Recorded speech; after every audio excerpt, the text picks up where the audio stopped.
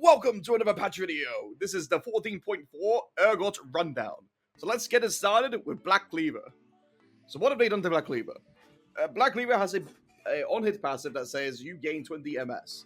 This has been bugged on Urgot since the season start. It was only giving 10. So now it's going to be correctly giving 20. Outside of that, they've also changed the build path. I believe it's going from Phage into Coolfields, but now it will build from 20... It's currently 25 AD on the live patch, but next patch, of 14.4, it'll build from 40 AD. So it really fixes the issue of the item that really feels like stagnant building it. They also gave it a small buff. They changed the stacks count from 6 to 5, and they gave it +1 armor pen. So instead of gaining 6 stacks to get 24% armor pen, it's just 5 stacks to get 25% armor pen. 5 stacks per auto. This isn't as big as... It's not like the best buff in the world, but it is a nice convenient buff. It allows like easier application of Black Cleaver on multiple targets, which is like kind of nice to Urgot because AoE and blah blah blah. But TLDR, Black Cleaver, very good. But let's talk about Hullbreaker. So on the last patch review, if you watched it, I said exactly what's going to happen to Hullbreaker. They release Hullbreaker too strong. Urgot gets an increase in win rate. It happened. And then they correctly apply its application. So right now, the reason Hullbreaker is so strong, or was so strong, is Hullbreaker was applying at 100% value on its W. Because the damage from W of Hullbreaker wasn't coming from your W, it was applying from Hullbreaker. Hullbreaker was its own damage instance that wasn't getting its reductions correctly applied from Urgot W. So Urgot W shoots, like, obviously, like 3 times per second, it's very fast. Machine gun.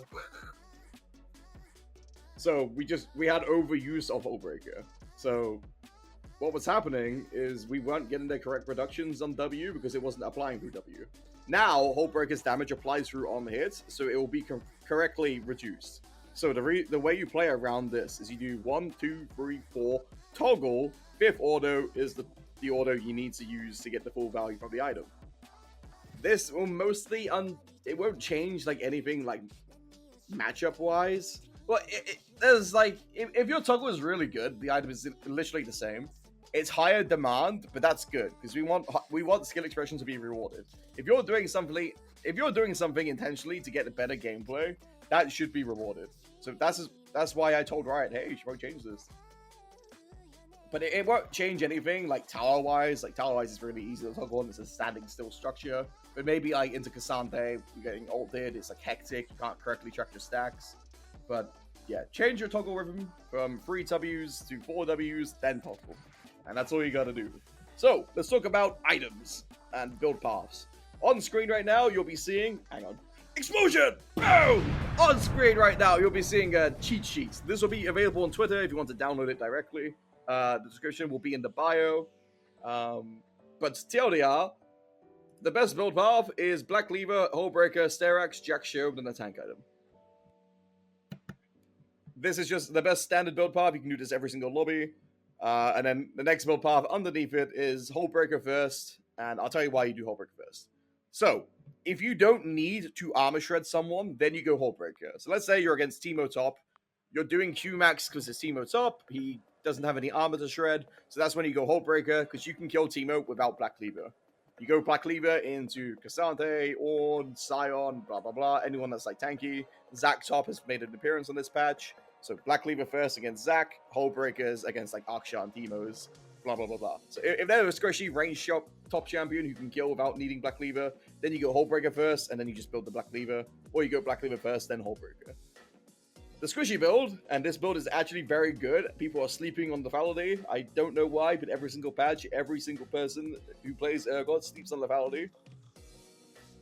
Hullbreaker, Profane Hydra, Opportunity, Black Cleaver, Edge of Night. I don't know why no one builds Lethality on Urgot. It's really good. Carbon's been saying it for years. But, you know, not many people do it.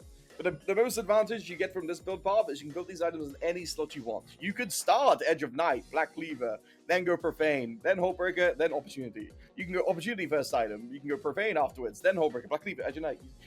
You can build all of these items on any slots, like first, 2, 3, 4, 5, 6. You can build them anywhere, man.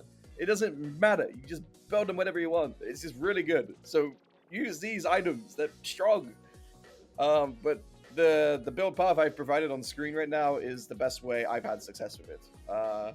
Again, this will be on Twitter if you want to like have a look at it in more detail. And then you have your standard frontline build, which is just Black Cleaver, Jack Show, Sterax, Force of Nature, Deadman's.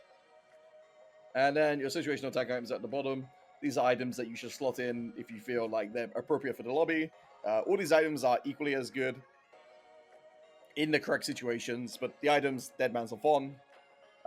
They're just kind of the cream of the crop. Urgot loves resistances, Urgot loves movement speed, and Urgot loves HP. So let's move on to top lane matchups. So on screen right now, I haven't really changed much on this tier list from last patch. Nothing's really like came out as like a 4. Nothing's really like struck out to me that I need to like immediately change it. I moved Karma from dodge ban because there's ways to beat Karma. It's just a skill matchup that's really irritating. But you can beat it. It's just really painful to play. Right now, I'm permabanning Vayne, and there's a lot of Zac tops appearing, and I'm struggling kind of into Zac. I think you should always rush Executioners into Zac top, but I think overall it is favored for Urgot. I play against this one like Grandmaster Zac top player all the time, and he always solo kills me, but there's always a skill dip. So I think that guy is just better than me. So if you're better than Zac, you should be fine. So yeah, try rushing Executioners into Zac, run Ignite, and run PTA if you're having troubles with him. Tryndamere, I think, is like pretty easy now because you can just rush Frozen Heart because it's so cheap and start a fleet. So I think I'm putting Tryndamere and Urgot favored because it's just very stupid how easy you can neutralize him. Run TP, voice crack. Run TP, run fleet, start rushing into Warden's Mail because all of Tryndamere's damage is on auto attacks. And then once you're on Frozen Heart, you're immortal. You can also try rushing Anathema's Chains, but it's a bit more unreliable. If you have any disagreements about the matchups, just drop a comment and I'll let you know my opinion. And maybe you can change your mind. I'm not always correct. This is a known fact. But I try to be correct. So maybe we have a disagreement on like Olaf being picked man. Or maybe we have a disagreement on why Gangplank is favored. So let me know in the comments if you have any disagreements or why you want to understand why I have somewhere. And to round out the video, let's talk about items. We already talked about items before, but this is just an item tier list showing their viability and like when you should build what. Basically, if they have all AD, Randuin's is really good if they have crits. But if they don't have crit, then go Frozen Hearts. If you need magic resistances, you should always look for Kanik first. Or you should always look for Force Nature first, then Kanik. You go Spirit of Visage specifically if you have like Senna Seraphine on your team. And then everything else is just kind of situational. I still am doing some technology with Grudge. I think it belongs in B tier. I'm not sure yet. I'm still experimenting. Youmuu's is definitely like a dead item in Urgot now, unfortunately. The range nerfs are just too much. It doesn't feel like you have the movement speed anymore. So, can I get an F in the comments for Youmuu's, please? That item served us well for a very long time, but it's either C or D tier right now for me, man. It's a very sad what they did to Youmuu's. With 07s to Youmuu's, F's in the comments, please. But yeah, any questions about items, matchups, blah, blah, blah, these are the videos to ask me about them. And I hope you have a successful split. To recap quickly, 4W toggle into AA to correctly use Hullbreaker.